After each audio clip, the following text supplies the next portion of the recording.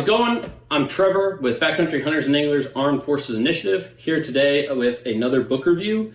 This one, real short book by one of my favorite authors, Dan Flores.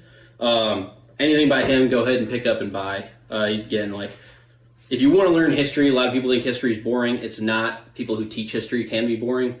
Find an author, find a teacher you like. They're going to teach you history better than anything else. So this is edited by Dan Flores because it really is the Journal of an American Indian Trader.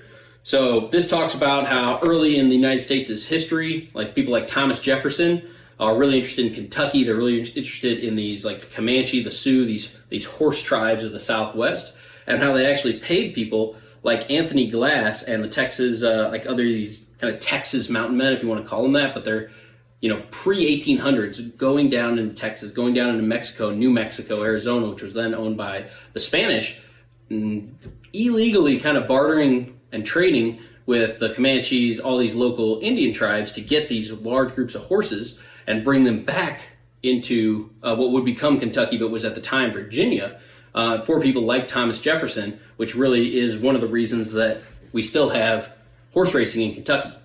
Right, like that started that cultural trend of horse racing, is bringing back these incredibly fast horses. You got to remember, 13 colonies time, people are bringing in British horses. They're bringing in French horses. They're bringing in horses from that stock.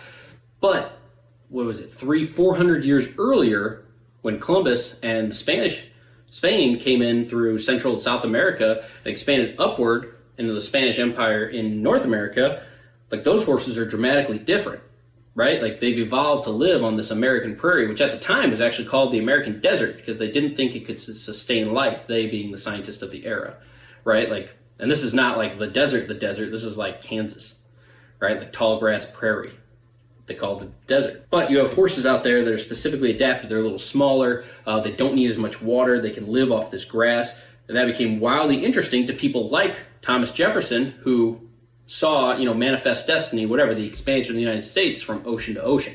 They needed a way to cross these prairies. They needed a way to get to California, Oregon, Washington. They needed horses and animals that were specifically good at being in these areas. Journal of an Indian Trader, real short book. You can burn through it in a night, but go ahead and take 2 or 3 evenings and really read it and understand it, because it is this guy's journal, right? Like there's a little bit of history that Flores puts in there. And he talks about like, hey, this is what I edited out, this is what I left in.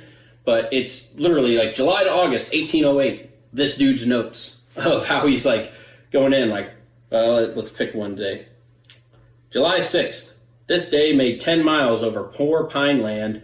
One of my men killed a deer, camped on a creek that falls into Red River. Next day, made 19 miles, coursing northwest, passing the valley of Tulin at the rich prairie and a fine spring, passed several salt licks and encamped at a handsome creek. Right, so some of them were kind of boring, right, but it's this dude's notes, exactly how they happened to him. It routes it out with maps. You have the Ouachita Mountains in Arkansas.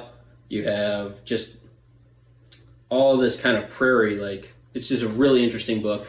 It's a part of history that people don't know about, people don't think about, but you're sending what would be considered American spies into Spain in the 1700s to go get these super specialized horses that still end up running races in Kentucky, or their descendants run races in Kentucky. Anyway, that's the book review today. Journal of an Indian Trader, Anthony Glass and the Texas Trading Frontier, 1790 to 1810. Edited by Dan Flores.